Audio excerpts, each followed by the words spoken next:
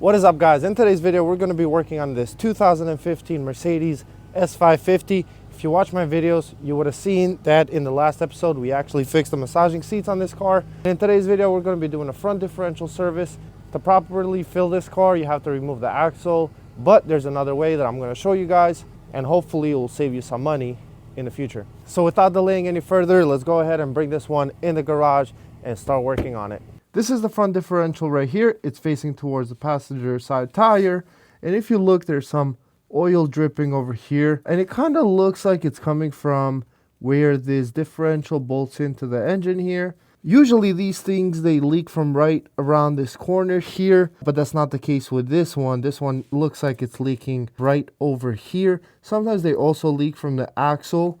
The axle bolts in to where my hand is here, but that's also not the case. I already cleaned this once before, but I'm going to clean this again with brake clean and wipe it down.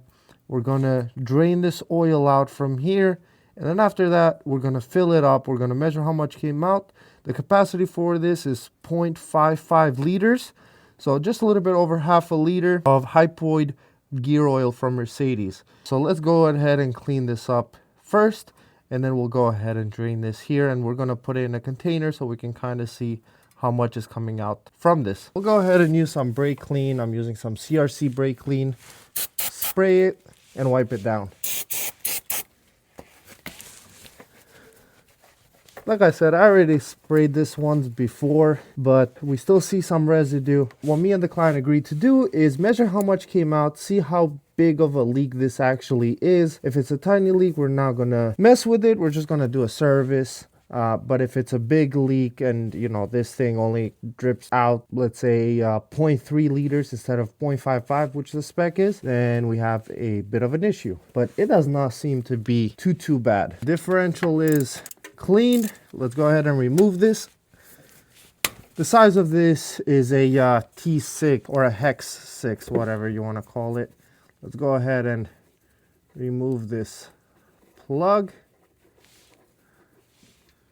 Fluid looks dirty, so it's good that we're doing it anyways. We'll see how much drains out here. As the differential is almost fully drained out, looks like we took about half a liter, but we'll take this jug out in a little bit. Let me show you guys the tool we're going to be using to fill this back up. Since this does not have a fill plug, we need to use this special tool, which some of you probably have seen at some point. This is the kit we're going to be using. It's a ATF refill kit, and this stuff works great for differentials, transmission fluids, things like that.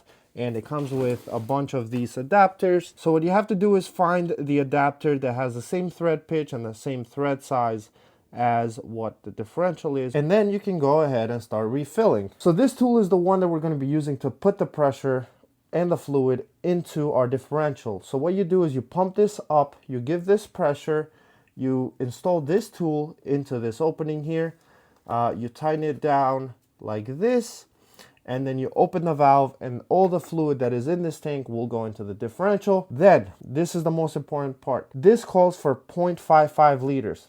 I'm going to be putting 0.6 liters into this tank, a little bit over actually 0.61, because when we take this tool out, some fluid will leak out. It's okay to be a little bit over, let's say 0.57, then to be a little bit below, let's say 0.50 or 0.52. I'd rather be a little bit over. So once we take this out, we want to do this quickly. We want to put the drain plug in there because we don't want a lot of that fluid to drip out after we fill it. We got that adapter in there. Let's go ahead and install this thing in there all the way as well.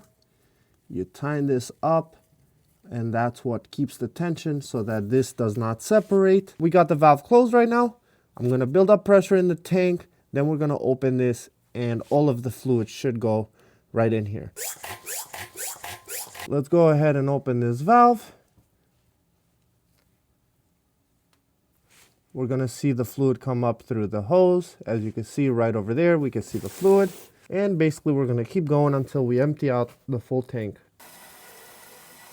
Once you hear that noise and you start seeing air through here, that means that all of the fluid came up. So let's go ahead and close this valve. Now we have to be very careful because we want to separate this here and we're gonna put our thumb into this black adapter.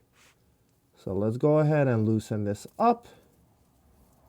As soon as this opens, we're gonna put our thumb into the adapter because we don't want anything to drip out. Now, this is the other part that we have to be super quick with.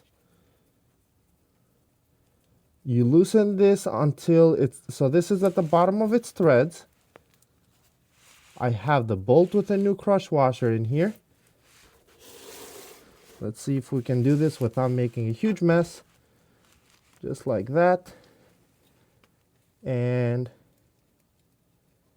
with that, we might have lost about 100 milliliters or so, if that.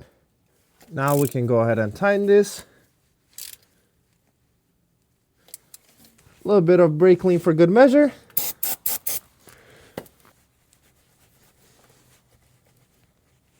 Okay, so let's take a look at this oil a little bit. This thing only has about 19,000 miles.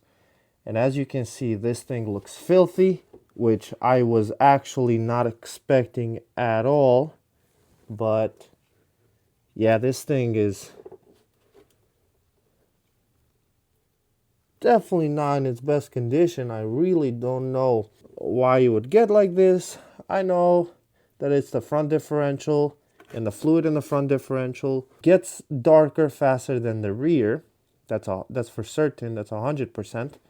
But they didn't expect it to be like this. Anyhow, I can tell my customer that we can do the service a little bit more often. And right here is how much fluid we have. We're right at about half a liter. I wish I had an actual cup to measure this exactly. However, I do not have anything here, but this is half a liter. So this was not very low. So that is all I had for you guys in today's video. I hope you enjoyed this video. If you want to see more content like this on other Mercedes and different variety of vehicles, different variety of issues, leave a like, subscribe, and leave a comment down below if you would have done anything different than what I did here. And if you have any thoughts on why the fluid was as dark as it was. I look forward to hearing your thoughts as well. Thank you for watching. I'll see you in the next one. Peace.